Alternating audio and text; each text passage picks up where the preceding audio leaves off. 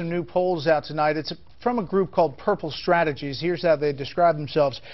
Fully integrated bipartisan team excels at merging red and blue perspectives, finding effective strategic solutions. Bottom line, we've used them before. They use likely voters, and they poll in battleground states. Here's some interesting states when it comes to the issue of Medicare. Florida, first of all. The Purple Strategies poll, you see Florida, Romney up 1. Right there, and then you compare that to the average of polls, most recent Real Clear Politics average, and you can see the difference there in the new poll. And then Ohio, which obviously is the swing of swing states, in the Purple Strategies poll, you see Governor Romney up 2 in that poll. There's a plus or minus 4 margin of error, but the Real Clear Politics average is flipped there, the president up 3. A couple of other states there, Virginia, Romney leading, and Colorado, he's trailing. Let's start there with this battle back and forth and how dangerous and acrimonious this race has become. Steve Hayes, senior writer for the Weekly Standard. Kirsten Powers, columnist for the Daily Beast, and syndicated columnist Charles Krauthammer. Steve, welcome back. Your reaction to the polls and where this race is heading rhetorically. Well, it's certainly interesting if you look at the Florida poll, and in addition to that finding, they found that Mitt Romney is thought of as better on Medicare specifically in Florida. Look, I think Democrats, when Paul Ryan was picked, thought that the silver bullet here was going to be Medicare and was going to be the Ryan budget. It would sink Republican chances in Florida and could doom them across the country. We heard Democrats cheer wildly about this in the first couple of days. I think the reality is quite different. You now are in a position where I think Republicans are actually winning the argument on Medicare, and the reason they're winning it is simply the fact of the debate. Most voters who aren't paying attention to every single twist and turn and don't know every detail of the 2,500 plus pages of Obamacare are learning perhaps for the first time that Obamacare included the $716 billion in cuts, which, as the video suggests, President Obama has admitted, Stephanie Cutter has boasted about, his spokesman. So voters are seeing this and thinking, wow, President Obama is cutting $700+ billion to push, as a part of Obamacare so that he can transform the healthcare sector. I think that, by doing that, the Romney campaign has made this a question not of, the Medicare status quo versus Paul Ryan's risky changes, but Medicare versus Obamacare, or Paul Ryan's Medicare reforms versus Obamacare. And it's a very good framing. Kirsten, going in, as you would expect, most polls had the Republicans trailing Democrats on the issue of Medicare pretty significantly. This Purple Strategies poll has the Obama-Biden ticket leading by 8 on this issue overall, but different states have different numbers. Is there this feeling that this issue is going to be an interesting one politically for Democrats to fight? Well, first of all, I'd say it's still very early. Paul Ryan was only picked a few days ago. I would give it a little more time. I think there's going to be a lot more demagoguing. There's going to be a lot more ads, and I'd be more interested to see where this is in about a month in terms of where people are. I think it is going to be an interesting debate. Now, what the Democrats would say on the $700 billion cuts that Obama did is that it goes back into the system versus Ryan's, which is just a cut.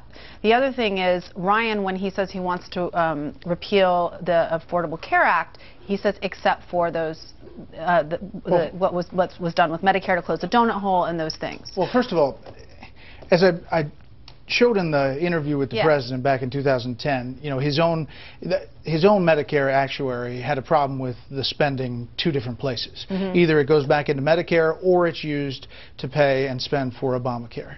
And that's the quote I was reading to the president, and his answer, he didn't really answer the question at that interview. And I guess if you get into that level of the weeds, are Democrats going to win on that issue? Well, if he answers it the way he answered it with you, no, that was not a very good answer. I think when I've spoken to other people, they've explained it much better, people who are policy analysts. But another interesting poll came out, and that is a Zogby poll showing actually that Romney for the first time has gained among young voters. And young voters are actually very interested in the Medicare issue, and I think more open to Paul Ryan's plan because they're expecting to get nothing. And he's actually saying, I'm going to give you something. Charles. I think the Democrats are discovering that they stepped on a landmine with Medicare. The fact is that Medicare was rated for Obamacare, and here's why. This isn't even a we issue. The Obama administration had to show, because it kept arguing this is not going to cost anybody anything, This will be revenue neutral. It's not going to add to the budget deficit. Remember, that was the mantra for a year and a half, so they had to get $500 million from somewhere. That's why they made the cuts in Medicare, in order to be able to say in the bill, in the Obamacare bill itself, you take that money, you put it in Obamacare, it pays for itself, thus it's revenue neutral. This is not a fable, it's not a fiction, it was the heart of the debate. Now, as you interviewed the president, you pointed out that they keep arguing that no, the money isn't spent over here, it's really in the trust fund. It is not. You can't have it in two places.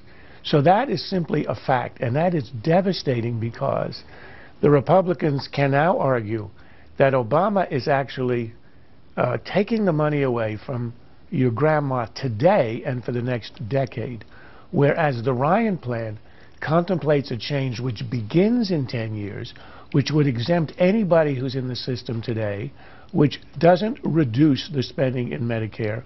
And then what Obama said is that at the end of that plan, you will lose the guarantee of the Medicare. That also is a falsehood. The Medicare option is retained in 2022. Well, they would point out that the savings, if you buy that it's coming out of Medicare, that they would say it's not from grandma, that it's from providers and not the beneficiaries. That's called hiding the cost. It's like when you want to raise the cost of electricity, you don't put a carbon tax, you put all kinds of restraints and taxes on the electric companies, so they raise your rates and it's a pass-through, ends up in the government. They are taking from hospitals and doctors and providers and insurers. How do you think a doctor will be able to keep his business going if he gets less? He's going to have to pass on the cost. There's no other way, or he goes out of business. Part of that, finding the ultimate cost of Obamacare during that debate, was also taking the doc fix out of there, the $300 billion every year the legislation that was taken out of the bill and put on a separate legislative track. I want to play one quick soundbite from the president at the GOP retreat and how he characterized this debate back then. I think Paul, for example, head of the Budget Committee, has looked at the budget and has made a serious proposal. I've read it. We're not going to be able to do anything about any of these entitlements if what we do is characterize whatever proposals are put out there as, well, you know, that's the other party is being irresponsible. The other party's trying to hurt our senior citizens. That the other party is doing X, Y, Z.